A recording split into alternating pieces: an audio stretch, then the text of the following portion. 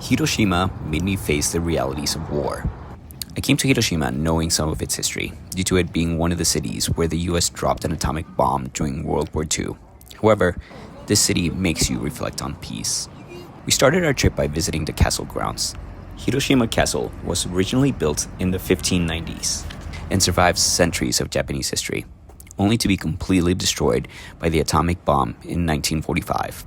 The castle you see today is a faithful reconstruction built in 1958, which in its way tells its story of Hiroshima perfectly, a city that refused to stay in ruins.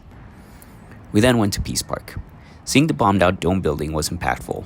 Its ruins stand as a massive reminder of the destructive power of war. Peace Park was deliberately built on what had been the city's busiest commercial and residential district, which is also the area where the bomb was dropped.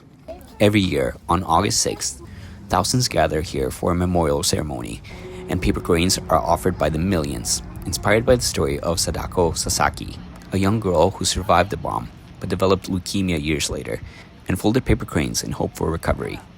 She became a symbol of both the long shadow of nuclear war and the resilience of the human spirit. Then we went into the Atomic Bomb Museum.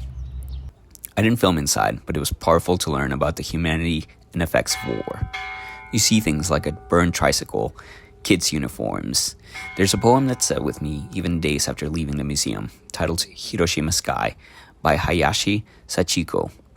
Rather than read the full poem here, I encourage you to seek it out. But a few of the particular lines that stayed with me were when the poet describes finding her mom's bones. When we grasped them tightly, white powder blew on the wind.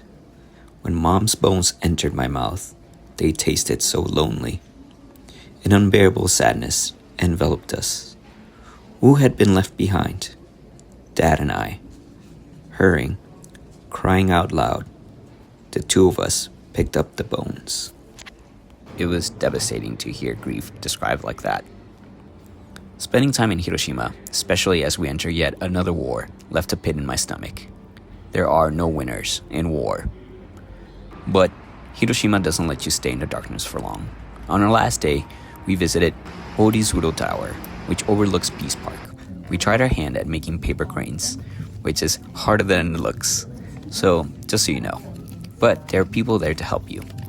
Once you're done, you can add your crane to the side of the building, joining hundreds of thousands made by past visitors. There are also some fun digital experiences where you can fly like a paper crane or use your body to fold one digitally. After everything we'd seen, there was something really moving about adding our own cranes to the wall. We ended the day with Hiroshima-style Okonomiyaki. My mouth still salivates thinking about it. We went to this restaurant called Nagataya, which I definitely recommend. They even have a vegan version. Just be warned, there's always a line, but it's so worth the wait.